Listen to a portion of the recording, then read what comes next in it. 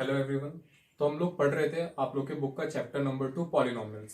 इसके पहले मैंने एक और वीडियो बनाया हूँ, इंट्रोडक्शन पार्ट 1। तो आप लोग पहले वो देख लीजिएगा। तो उसके बाद आज का ये वीडियो आप लोगों को ज्यादा अच्छे से समझ में आएगा। ठीक है। तो आज का हम लोगों का टॉपिक है जीरोज ऑफ पॉलिनोमियल। तो जीरोज ऑफ पॉलिनोमियल क्या होते हैं ये हम लोगों को अभी देखना है।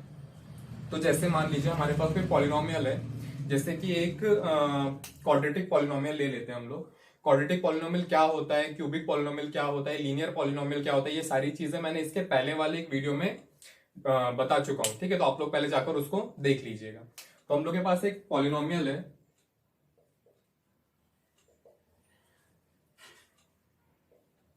x² minus 3x minus 4। ठीक है, ये हम लोगों का एक क्वाड्रेटिक पॉलिनोमियल है। अब इसके हम लोगों को जीरोस बताना है।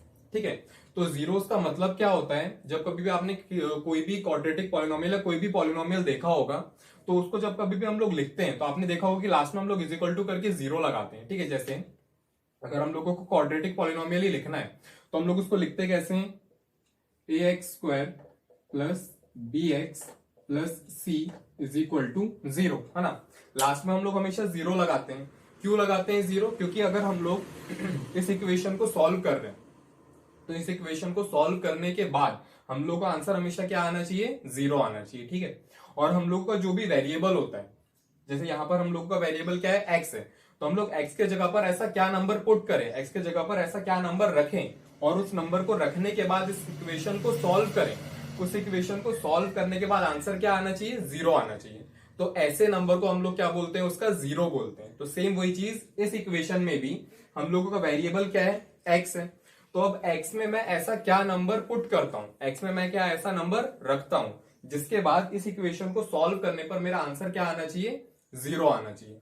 तो उसको मैं क्या बोलूंगा, इस इक्वेशन का जीरो बोलूंगा। ठीक है, जैसे कि अगर इस इक्वेशन में मैं x is equal to minus 1 रखता हूं, ठीक है, या फिर x इज इक्वल टू 4 रखता हूं, x इज इक्वल टू 4, और इस इक्वेशन को अगर हम लोग सॉल्व करते हैं तो आंसर क्या आएगा, जीरो आएगा। जैसे हम लोग एक बार करके देख लेते हैं। ये हम लोगों का क्वेश्चन है, हम लोगों का वेरिएबल क्या है, एक्स है, तो हम लोगों को एक्स के जगह पर क्या रखना है, -1 रखना है। तो हम लोग -1 रख के देख लेते हैं। यहां पर एक्स है और यहां पर एक्स है, तो इसके जगह पर हम लोगों को क्या रखना है, -1 रखना है। तो अगर हम लोगों ने रखा -1 का होल स्क्वायर -3 -1 -4, ठीक है। अब इस इक्वेशन को अगर हम लोग सॉल्व करते तो -1 का स्क्वायर क्या हो जाएगा, 1 हो जाएगा। तो हम लोगों ने यहाँ पे क्या लिखा, 1 माइनस, यहाँ पर 3 है और यहाँ पे 1 है, 3 1 सा 3 हो जाएगा, माइनस माइनस प्लस हो जाएगा, तो ये हो गया +3 और ये -4। ठीक है, 3 + 1 हो गया 4 -4, तो आंसर क्या आ जाएगा हमारा, जीरो आ जाएगा। यानी कि -1 रखने पर ये इक्वेशन का आंसर क्या आ गया, जीरो आ गया। तो क्योंकि आंसर जीरो आ गया इसलिए -1 क्या है, इस इक्वेशन का जीरो है। वैसे ही अगर हम लोग x इज इक्वल टू 4 रखते हैं, ठीक है, अगर हम लोगों ने यहां पर क्या रखा, x इज इक्वल टू 4, तो यहां पे हो जाएगा 4 का स्क्वायर -3 ब्रैकेट में 4 -4, ठीक है। 4 का स्क्वायर हो गया 16 -3 4 जा 12 -4, ठीक है। तो 16 माइनस माइनस प्लस हो जाएगा, 12 + 4 16 हो गया, तो -16, और इसको भी सॉल्व करेंगे तो आंसर क्या आ जाएगा, जीरो आ जाएगा। तो अभी अभी हम लोगों ने क्या देखा कि -1 रखने पर भी इस इक्वेशन में आंसर जीरो आ रहा है, और 4 रखने पर भी इस इक्वेशन में आंसर क्या आ रहा है, जीरो आ रहा है। तो ऐसे कोई भी नंबर जिसको हम लोग वेरिएबल्स के जगह पर रखते हैं और हमारा इक्वेशन में आंसर क्या आ जाता है, जीरो आ जाता है, तो उसको हम लोग क्या बोलते हैं, उसका जीरोस बोलते हैं। तो इस इक्वेशन के जीरोस क्या हो गया, -1 हो गए और 4 हो गए, ठीक है। वैसे ही अब अगर हम लोग के पास एक और इक्वेशन है, जैसे 2x + 3, ठीक है। अब इस इक्वेशन का हम लोग को जीरोस फाइंड करना है, या इस इक्वेशन का हम लोग को जीरोस निकालना है। तो अभी अभी हम लोगों ने क्या देखा कि हमारे पास जीरोस पहले से थे, हम लोगों ने जीरोस को पुट किया, जीरोस को रखा, और आंसर क्या आ गया, जीरो आ गया। लेकिन अगर किसी कोई इक्वेशन आपको दी हुई है और आपको बोल रहे हैं कि उस इक्वेशन का जीरोस निकाल के बताओ, तो वो जीरोस कैसे निकालते हैं वो भी हम लोग देख लेते हैं, ठीक है। तो हम लोगों को क्या करना पड़ेगा, ये हमारा इक्वेशन है, इस इक्वेशन में जब कभी भी अगर आपको जीरोस निकालना हो तो आप लोगों को क्या करना है, उस इक्वेशन में इज इक्वल टू करके जीरो लिख देना है। तो ये हमारी इक्वेशन है, ये हमारा पॉलिनोमियल है, कौन सा पॉलिनोमियल है? लीनियर पॉलिनोमियल, क्योंकि इसमें जो वेरिएबल है उसकी डिग्री कितनी है? 1 है। तो इसके इज इक्वल टू हम लोग क्या कर देंगे? 0 रख देंगे। तो यहाँ पे हम लोगों ने क्या किया? 0 रख दिया। अब 0 रखने के बाद हम लोगों को क्या करना है? हमारे पास जो भी वेरिएबल है उस वेरिएबल की हम लोगों को वैल्यू निकालनी है। तो आपकी जो भी वेरिएबल की वैल्यू आ जाएगी वही क्या रहेगा? आपका 0 रहेगा। जैसे यहां पर हम लोग के पास अभी क्या आ गया है?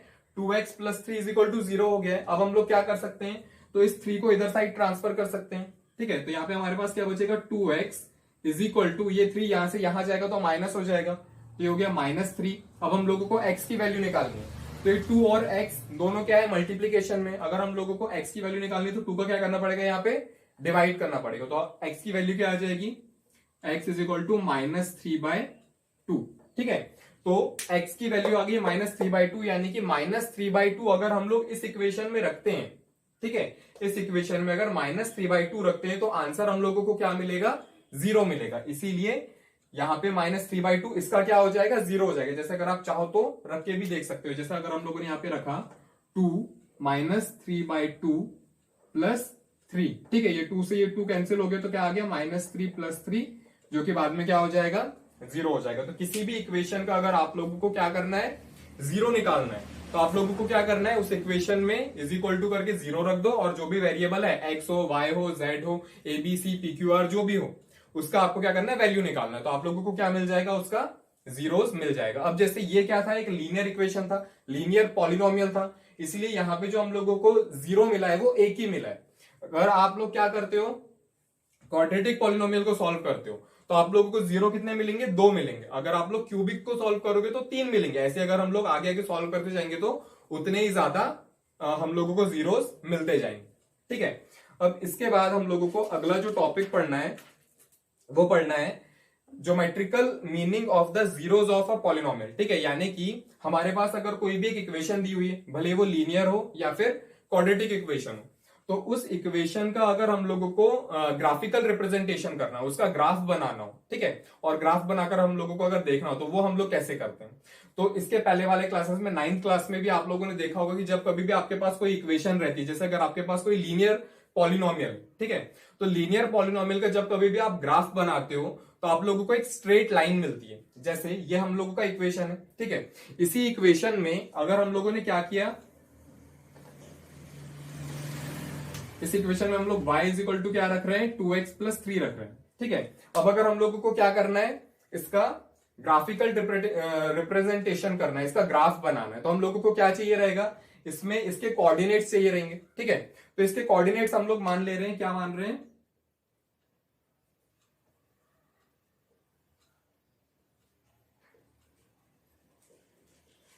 ठीक है, इसके x के कोऑर्डिनेट है -2 और y का कोऑर्डिनेट है -1 और 2 और 7। ठीक है, ये इसके कोऑर्डिनेट्स हो गए, इस इक्वेशन के कोऑर्डिनेट्स हो गए। अब अगर हम लोग इसका ग्राफिकल रिप्रेजेंटेशन या इसका ग्राफ बनाते हैं तो हम लोगों को क्या मिलेगा? देखो, इसका हम लोग ग्राफ बना के देख लेते हैं। ये हो गई एक एक्स एक्सिस और यहां पे हम लोगों को मिलेगा वाई एक्सिस।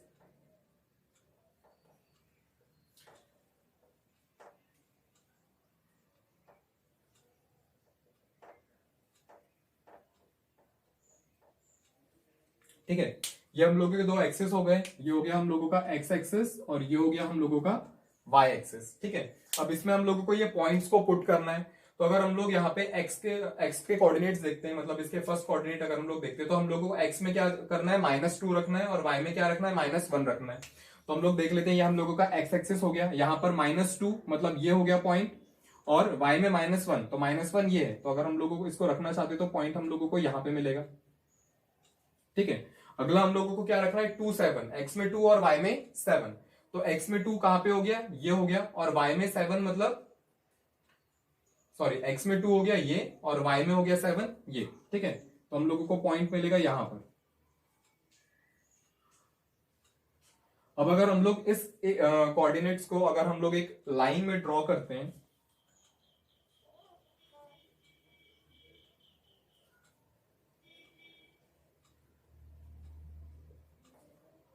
तो हम लोगों को एक स्ट्रेट लाइन मिलेगी। ठीक है, सेम यही ग्राफ आप लोगों की बुक में भी दिया हुआ है, तो आप लोग बुक से भी देख सकते हो। हम लोगों को ऐसे एक स्ट्रेट लाइन मिलेगी। ठीक है।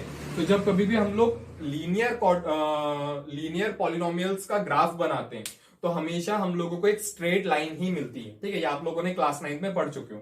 अब अगर हम लोग इस ग्राफ को देखते हैं तो हम लोगों को क्या नजर आएगा कि ये जो लाइन है वो इस एक्स एक्सिस को केवल एक ही जगह पर कट कर रही है। कहां पर कट कर रही है? तो देखो यहां पर कट कर रही है, -1 और -2 के बीच में, ठीक है। -1 और -2 के बीच में कट कर रही है। और अगर आप लोग और इसको देखना चाहोगे तो आप लोगों को क्या पता चलेगा कि यहाँ पे जो जिस पॉइंट पर एक्चुअली में ये लाइन इस ग्राफ को कट कर रही है वो पॉइंट क्या है?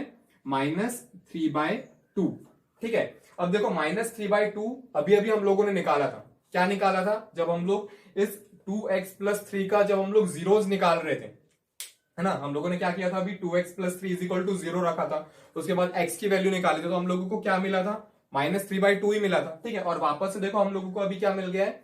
-3/2 ही मिल गया है। इसका मतलब क्या है कि जब कभी भी हम लोग किसी भी लीनियर इक्वेशन या लीनियर क्वाड्रेटिक इक्वेशन का ग्राफ बनाते हैं तो ग्राफ बनाने पर जिस पॉइंट पर या जिस पॉइंट पर लाइन हम लोगों को कट हो रही है, ठीक है, जिस एक्स एक्सिस पर ये लाइन जहां पे भी कट होगी वही क्या होता है? उसका जीरो होता है। अब लीनियर इक्वेशन में केवल एक ही जगह पे कट हो रही है, इसलिए इसका जीरो भी कितना होगा?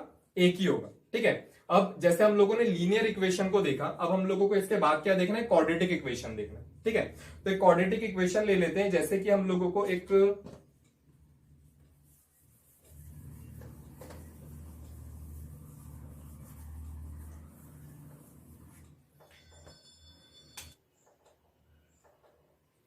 ये हम लोगों की एक क्वाड्रेटिक इक्वेशन हो गई, ठीक है।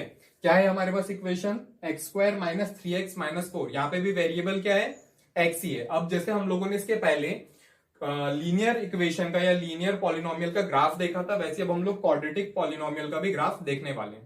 तो क्वाड्रेटिक पॉलिनोमियल का ग्राफ बनाने के लिए भी हम लोग को पहले क्या चाहिए? इसके कोऑर्डिनेट्स चाहिए ताकि हम लोग ग्राफ में उन पॉइंट्स को रख सकें, ठीक है। तो इसके कोऑर्डिनेट्स भी हम लोग के पास है।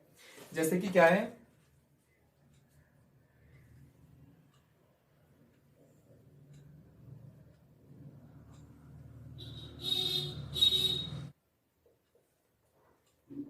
ठीक है, तो ये हम लोगों के कुछ कोऑर्डिनेट्स हो गए। किस चीज के लिए? किस इक्वेशन के लिए? तो x² - 3x - 4 इस इक्वेशन के लिए हमारे पास ये कोऑर्डिनेट्स हैं। अब हम लोगों को क्या करना है? तो इसका ग्राफ बनाना है। तो ग्राफ बनाने के लिए पहले दो एक्सेस ले लेते हैं, एक x एक्सेस और एक y एक्सेस, ठीक है।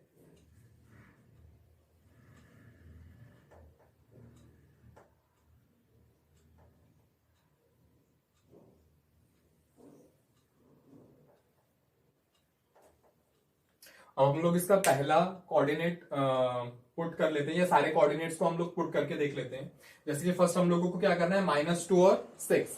तो -2 हम लोगों को कहां मिलेगा? x एक्सिस में -2, ये हम लोगों का x एक्सिस हो गया, और ये y एक्सिस हो गई। इसमें हम लोग को -2 देखना है तो -2 ये है, और y में 6 देखना है तो y में 6 ये है, ठीक है। तो हम लोगों को पॉइंट कहां मिलेगा? यहां पे कहीं मिलने वाला है।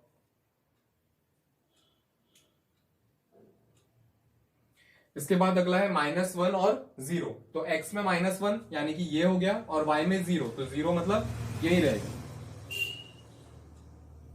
इसके बाद अगला है 0 और 4। तो x में 0 है और y में -4, ठीक है। तो x में 0 मतलब यही रहेगा, और y में -4 मतलब ये हो गई हमारी y एक्सिस। तो -4 ये रहा। इसके बाद अगला 1 और -6, ठीक है। तो x में 1 और y में -6, तो -6 ये है। इसके बाद अगला x में 2 और y में -6, ठीक है। तो x में अगर हम लोग 2 देखते हैं तो 2 ये हो गया, और y में -6। x में 3 और y में -4, तो x में 3 ये है और y में -4 ये है।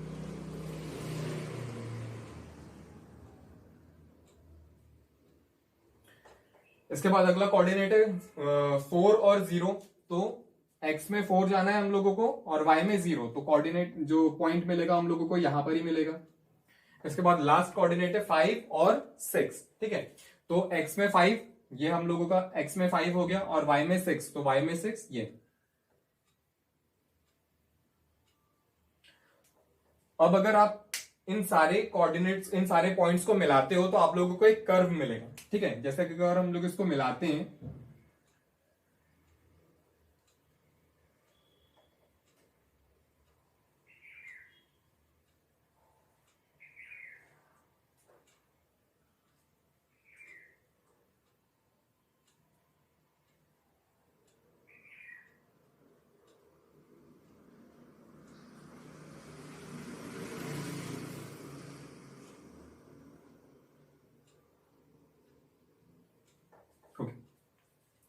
तो सारे पॉइंट्स को मिलाने पर हम लोगों को क्या मिला, एक यहाँ पे कर्व मिला है। इसके पहले जब हम लोगों ने लीनियर पॉलिनोमियल का ग्राफ बनाया था तो हम लोगों को क्या मिला था, एक स्ट्रेट लाइन मिली थी। मगर क्वाड्रेटिक में क्या हो रहा है, एक स्ट्रेट लाइन नहीं मिल रही, बल्कि क्या मिल रहा है, एक कर्व मिल रहा है। ठीक है, अब ये जो कर्व है ये आपको ऐसा भी मिल सकता है और ऐसा भी मिल सकता है। ठीक है, कर्व यानी कि ऊपर की तरफ भी हो सकता है जैसे कि ये है, और दूसरा एक कर्व ऐसा उल्टा भी हो सकता है। ठीक है, इस कर्व को हम लोग बोलते हैं पैराबोलास। ठीक है, क्या बोलते हैं, पैराबोलास।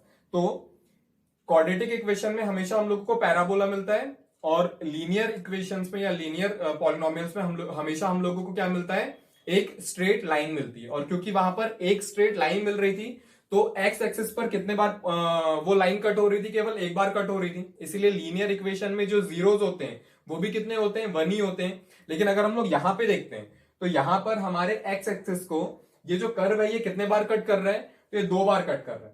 ठीक है, किस किस पॉइंट पे कट कर रहे हैं, तो देखो यहां पर कट कर रहा है यानी कि -1 पर, और यहां पे कट कर रहा है 4 पर। ठीक है, इसीलिए क्योंकि यहाँ पे ये 2 जगह पर कट कर रहा है, हम लोगों का जो कर्व है वो हमारे एक्स एक्सिस को 2 जगह पर कट कर रहा है। इसीलिए इस इक्वेशन का इक्वेशन क्या है हमारे पास, x² - 3x - 4। इस इक्वेशन का जीरोस या इस इक्वेशन के जीरोस भी कितने होंगे, 2 होंगे।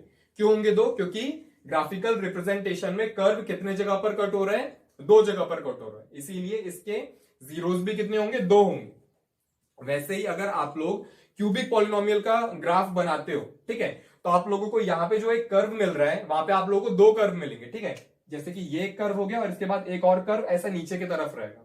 तो उस कंडीशन में क्यूबिक पॉलिनोमियल्स में जो हम लोगों का कर्व होगा वो एक्स एक्सिस को कितने जगह पर कट करेगा, जैसे यहां पर 2 बार कट कर रहा है, वहां पर कितने बार कट करेगा, 3 बार कट करेगा, इसलिए उसके जीरोस भी कितने हो जाएंगे, 3 हो जाएंगे। ठीक है, तो आप लोगों को सिर्फ इतना याद रखना है कि लीनियर पॉलिनोमियल में ग्राफ में केवल एक ही बार कट होता है, इसलिए जीरोस भी कितने होते हैं, 1 होते हैं।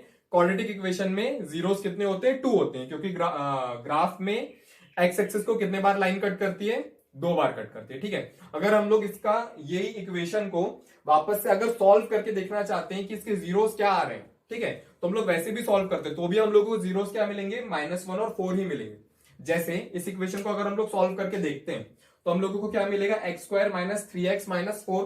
हम लोगों को क्या करना है, अगर हम लोग स्प्लिटिंग द मिडिल टर्म से इसको सॉल्व कर रहे हैं तो हम लोगों को क्या करना पड़ेगा, इस 4 के इस 3 को स्प्लिट करके लिखना पड़ेगा, जो कि हम लोग क्या लिख सकते हैं, x² माइनस, यहाँ पे हम लोगों को हम लोग के पास 4 है।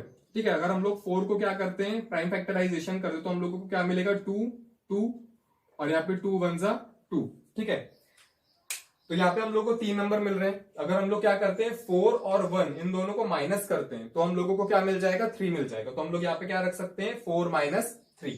ठीक है, तो हम लोगों ने यहाँ पे क्या रखा, 4x - x। ठीक है, सॉरी यहाँ पे प्लस करना पड़ेगा। अब देखो ये क्या होगा, प्लस माइनस माइनस हो जाएगा, 4x में से x जब माइनस होगा तो आंसर क्या आ जाएगा, 3x आ जाएगा, जो कि हम लोगों को ऊपर का टर्म मिल जाएगा। इसके बाद ये जो लास्ट नंबर है इसको हम लोग वैसे का वैसा रख सकते हैं। इसको जब हम लोग सॉल्व करेंगे तो इसमें से हम लोगों को एक कॉमन चीजें निकालना है। तो यहाँ पे क्या कॉमन हो रहा है, x कॉमन हो रहा है। तो हम लोगों ने जब x कॉमन निकाला तो ब्रैकेट में क्या बच गया, x - 4। ठीक है, यहाँ पे कुछ कॉमन नहीं है तो कुछ कॉमन नहीं, तो यहाँ पर कुछ कॉमन नहीं है, तो जब कभी भी कुछ कॉमन नहीं होता तो हम लोग क्या निकाल सकते हैं, 1 को कॉमन निकाल सकते हैं। तो यहाँ पे हम लोगों ने क्या कॉमन निकाला, 1 कॉमन निकाला। ठीक है, अब यहाँ पे वापस से क्या आ गया, x - 4। यहाँ पे x - 4 x - 4 2 बार हो गया तो हम लोग एक बार लिख सकते हैं। तो यहाँ पे क्या आ जाएगा, x - 4 और दूसरे ब्रैकेट में क्या आ जाएगा, x + 1। ठीक है, अब यहां से अगर हम लोग इसको सॉल्व करते हैं तो हम लोगों को x की वैल्यू क्या मिल रही है, x = x - 4 = 0। तो x क्या मिलेगा, 4 मिलेगा, क्योंकि -4 इधर से उधर इज इक्वल टू के उधर जाएगा तो वो प्लस हो जाएगा। सेम वैसे ही अगर इसको सॉल्व करते हैं x plus 1 is equal to 0, तो x इज इक्वल टू क्या मिल जाएगा, -1 मिल जाएगा।